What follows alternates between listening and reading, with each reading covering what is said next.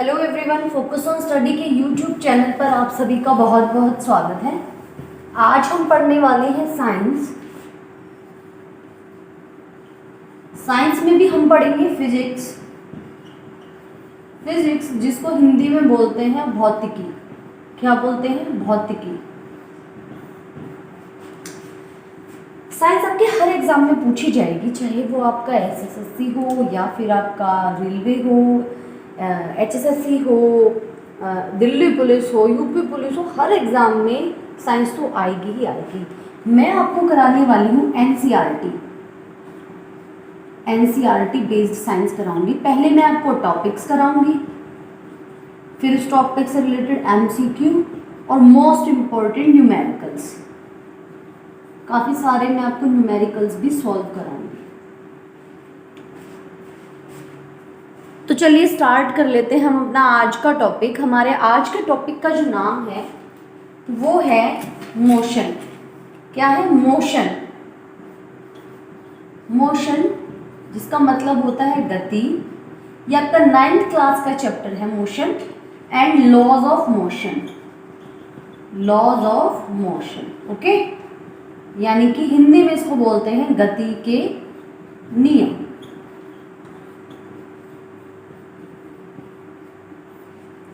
बिल्कुल बेसिक से कराने वाली हूँ मैं आपको। जिसको बिल्कुल भी साइंस नहीं आती है वो बच्चा भी इसको सीख जाएगा। तो चलो स्टार्ट करते हैं। तो चलिए स्टार्ट करते हैं अपना टॉपिक। सबसे पहले आपको दो चीज़ें समझनी पड़ेंगी। एक हमारी जो अवस्था होती है वो होती है गति की अवस्था, और दूसरा आपका होता है विराम। इसको हम बोलते हैं इंग्लिश में स्टेट ऑफ मोशन, और ये होता है आपका स्टेट ऑफ रेस्ट। ठीक है। अब देखिए मैं कैसे कहूंगी कि कोई चीज गति में है यानी कि मोशन में है, या कोई चीज रेस्ट पे है। तो कोई भी चीज़ अगर किसी दूसरी चीज़ के रिलेशन में, दूसरी चीज़ के एक्सपेक्ट में अपनी जगह को बदल रही है। मान लो यहाँ कोई ए व्यक्ति खड़ा है और ये जो बी है ये चल रहा है, तो ये बी जो है ये ए के सापेक्ष अपनी जगह को बदल रहा है समय के हिसाब से, तो वो गति में है। समझ आई बात? क्या अगर कोई भी चीज़, कोई भी वस्तु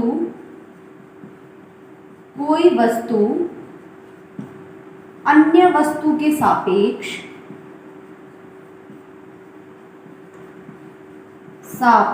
समय के साथ अपनी जगह बदल ले, समय के साथ स्थिति बदल ले, तो वो क्या हो जाएगा? स्टेट ऑफ मोशन, यानी कि गति में है वो। If any object changes its position with respect to time, it's known as state of motion. और विराम क्या है? अगर समय के साथ कोई वस्तु अपनी स्थिति को चेंज ना करे, स्थिति को ना बदले। जैसे आपके घर में बेड है, रखा रहता है, ये बोर्ड है, ये रखा हुआ है, ये अपनी समय के साथ पोजीशन को चेंज नहीं कर रहा है, तो ये कैसी स्थिति में है? ये है विराम की स्थिति में। दोनों चीज़ें आपको क्लियर हो गई होंगी। अच्छा, ये भी हो सकता है जैसे पेड़ होते हैं, आपने देखा होगा, मान लो कोई ट्रेन जा रही है और पेड़ बने हुए हैं, ठीक है, तो अब लोगों को तो ये मूव करते हुए दिखाई देते हैं, बट ये मूव तो कर नहीं रहे होते हैं। तो मूव क्या कर रही होती है? आपकी ट्रेन मूव कर रही होती है, ट्रेन गति में होती है, और पेड़ जो होते हैं वो स्टेट ऑफ रेस्ट पे होते हैं, यानी कि विराम की अवस्था में होते हैं। चलते हैं आगे जो हमारा है वो है, आगे आपका जो आता है वो है दूरी यानी कि डिस्टेंस।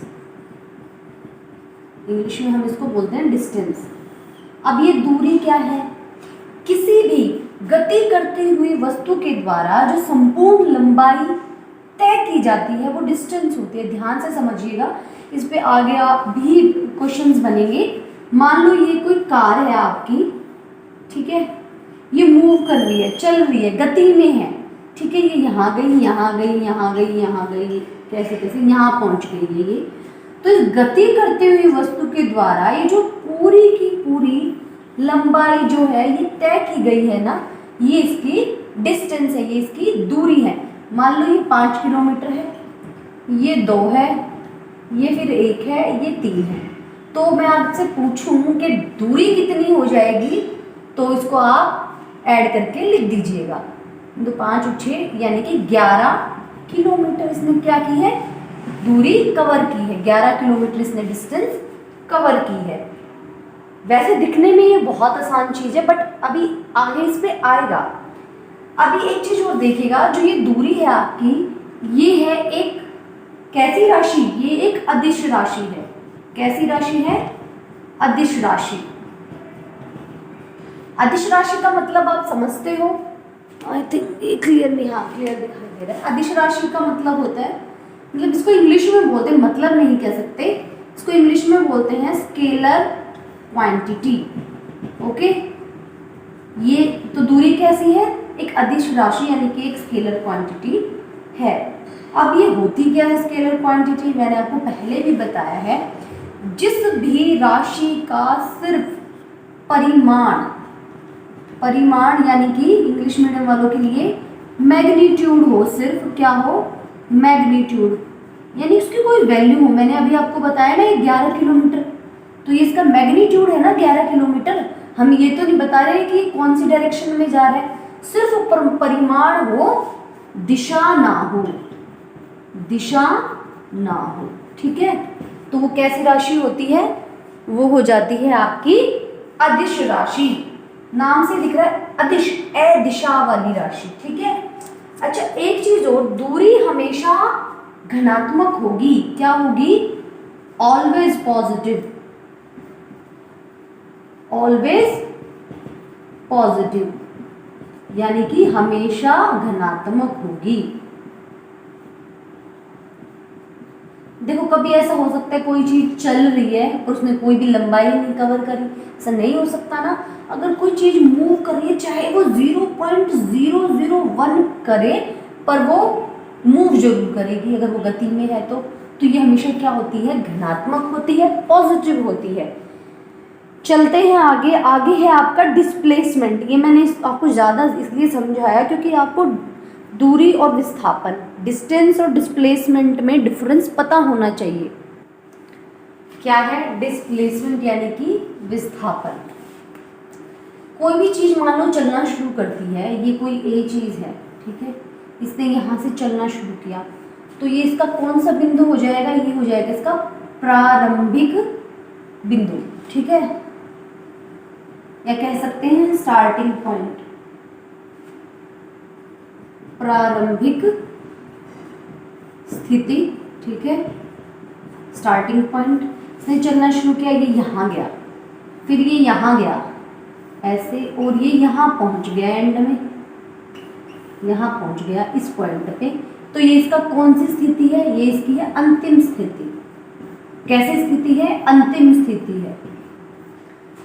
तो डिस्प्लेसमेंट आपका इसके प्रारंभिक बिंदु यानी कि स्टार्टिंग पॉइंट और एंडिंग पॉइंट के बीच में जितनी दूरी होती है ना, बीच में जितनी दूरी होती है वो उसका क्या हो जाएगा, डिस्प्लेसमेंट हो जाएगा। मान लो ये आपका 2 है, ये 1 है, ये 2 है, ये 1 है, ठीक है, फिर ये 2 है।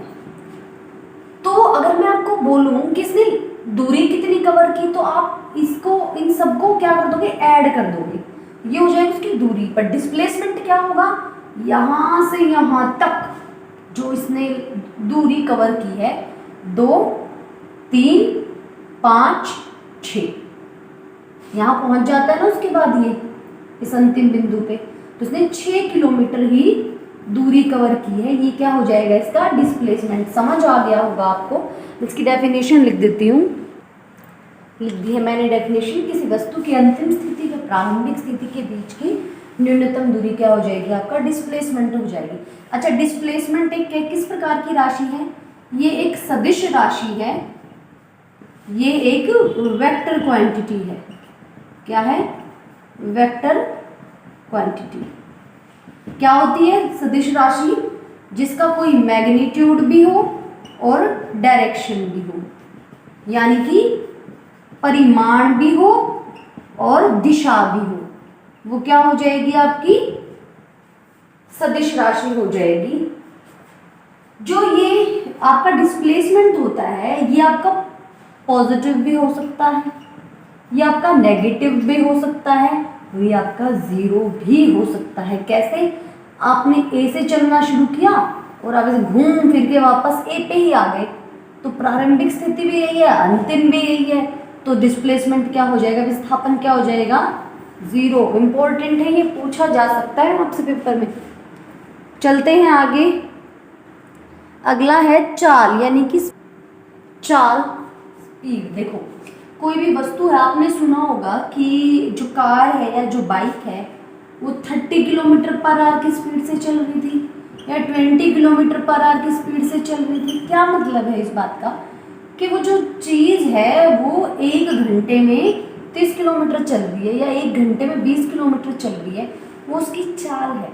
तो क्या समझ आया इससे आपको कि किसी इकाई समय में, ठीक है, जैसे हर 5 मिनट में या हर 10 मिनट में वो कितनी दूरी कवर कर रही है, वो उसकी क्या है, चाल है। क्या हो जाएगा? किसी वस्तु द्वारा इकाई समय में, किसी वस्तु द्वारा इकाई समय में तय की गई दूरी।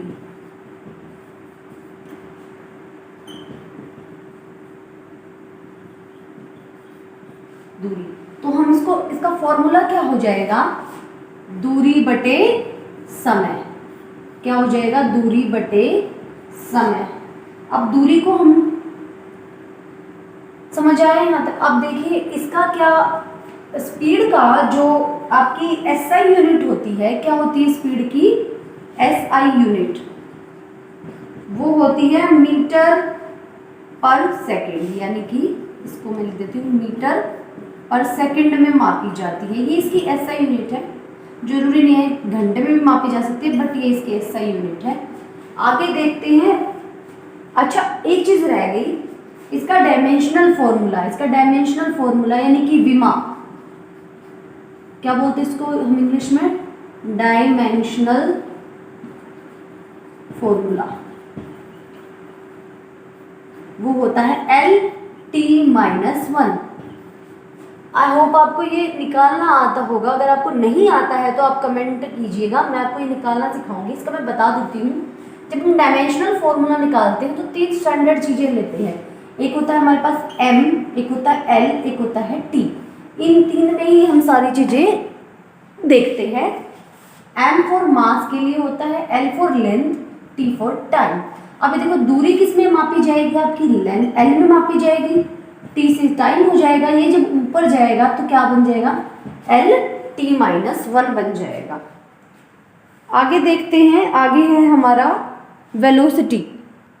वेलोसिटी को हम हिंदी में बोलते हैं वेग। ये क्या होता है, किसी वस्तु द्वारा इकाई समय में तय किया गया विस्थापन। इकाई समय में तय विस्थापन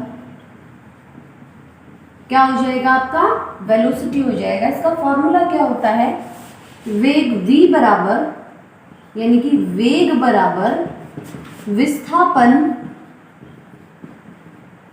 बटे समय। ये न्यूमेरिकल में भी आपके काम आएगा, क्योंकि आपको दे दिया जाएगा विस्थापन और समय, वेग निकालिए। तो ये क्या हो जाएगा, S/T। विस्थापन को हम S से डिनोट करते हैं, तो क्या हो जाएगा, S/T हो जाएगा। इसकी जो विस्थापन का एसआई यूनिट क्या होती है, मीटर पर जो वेग आपकी, वेग की, सॉरी विस्थापन की नहीं, वेग की जो एसआई यूनिट होती है वो वही होती है जो आपकी स्पीड की है, चाल की है, मीटर पर सेकंड। और आपका इसको हम मापेंगे एल में, टाइम टी, तो ये भी क्या हो जाएगा, TLT-1। रटने की जरूरत नहीं है आपको निकालने आनी चाहिए। चलते हैं आगे। आगे है आपका त्वरण। त्वरण को इंग्लिश में बोला जाता है एक्सेलरेशन। इसको हम ए से डिनोट करते हैं। कहीं पे अगर आपको लिखा मिल जाए इस किसी वस्तु का ए इतना है तो वो क्या हो जाएगा, त्वरण दिया गया है, मतलब उस चीज का। अब ये त्वरण होता क्या है, अगर कोई वस्तु समय के साथ अपना वेग परिवर्तित करती है, क्या करती है, समय के साथ वेग में परिवर्तन, वेग में परिवर्तन क्या हो जाएगा आपका, एक्सेलरेशन यानी कि त्वरण हो जाएगा। अब क्या होता है, कोई वस्तु चल रही है, ये कोई एक कार थी, ये चल रही है 10 किलोमीटर प्रति घंटे की रफ्तार से, ठीक है। फिर ये चलने लगी 20 किलोमीटर प्रति घंटे की रफ्तार से, तो क्या हो गया है, स्पीड में डिफरेंस आ गया है ना, स्पीड 10 से 20 हो गई है। तो आपको एक चीज का ध्यान रखना है, ये इसकी क्या है, प्रारंभिक वेग है, क्या है इसका, प्रारंभिक वेग। ये क्या है, इसका अंतिम वेग। जो याद करने की चीज है वो ये है कि जो अंतिम वेग है उसको हम किससे दर्शाते हैं, उसको हम दर्शाते हैं v से, किससे, v से। और जो प्रारंभिक वेग है उसको हम u से दर्शाते हैं, ठीक है। एक चीज और याद रखिएगा, अगर आपको बोला गया है कि कोई चीज विराम अवस्था में थी फिर उसने चलना शुरू किया है, तो उसका प्रारंभिक वेग विराम पे है तो क्या हो जाएगा, 0 हो जाएगा। बहुत इंपॉर्टेंट है, आपके न्यूमेरिकल में काम आएगी कि विराम पे है फिर चलना शुरू किया है तो उसका u यानी कि प्रारंभिक वेग कितना है, u कितना हो जाएगा, 0 हो जाएगा। देखो आगे, अब इसका फॉर्मूला क्या बन जाएगा, क्या बोला मैंने, वेग में परिवर्तन। तो वेग में परिवर्तन आप कैसे निकालोगे, a निकालने का फॉर्मूला a बराबर वेग में परिवर्तन v माइनस u बटे t डिवाइडेड बाय t। ये क्या हो जाएगा, आपके त्वरण का फॉर्मूला हो जाएगा। अब है इसकी SI यूनिट क्या होती है। अच्छा पहले ये जान लो, त्वरण एक सदिश राशि है। कैसी राशि है, सदिश यानी कि स्केलर। ये क्वेश्चन बहुत आता है पेपर में, अब तो खैर न्यूमेरिकल आने स्टार्ट हो गए हैं बट पूछ लिया जाता है। तो ये कैसी क्वांटिटी, स्केलर क्वांटिटी है और इसकी SI यूनिट हो जाएगी मीटर पर सेकंड स्क्वायर। क्या हो जाएगी इसकी SI यूनिट, मीटर पर सेकंड स्क्वायर, ठीक है। ये इसको मैं पर बोल रही हूँ, मीटर पर सेकंड स्क्वायर, ठीक है। अच्छा इसका जो डायमेंशनल फॉर्मूला है यानी कि जो विमा है त्वरण की वो कितनी होती है, ADF डायमेंशनल फॉर्मूला वो होती है आपकी LT-2। अगर आपको ये नहीं आता है तो मैं ये आपको सिखा दूंगी आगे। आज बस इतना ही पढ़ेंगे हम, मैंने बिल्कुल आपको बेसिक से सिखाने की कोशिश की है। फिर भी अगर आपको कुछ समझ नहीं आया है तो आप कमेंट कीजिएगा, फिर मैं आपको वो चीज़ और अच्छे से समझाऊंगी। इसका बचा हुआ जो पार्ट है वो हम अगली वाली क्लास में करेंगे। अगर आपको वीडियो अच्छी लगी है, क्लास अगर आपको पसंद आई है, थोड़ी भी आपके लिए ज़रूरी है, तो प्लीज़ वीडियो को लाइक करें, चैनल को सब्सक्राइब करें और ज़्यादा से ज़्यादा शेयर ज़रूर करें, क्योंकि बहुत सारे बच्चे ऐसे हैं जिनको बिल्कुल बेसिक से ही नहीं पता है, इसलिए वो कवर अप नहीं कर पाते हैं। तो आप प्लीज़ शेयर कीजिएगा। मिलते हैं नेक्स्ट वीडियो में, तब तक के लिए पढ़ते रहिए। Take care.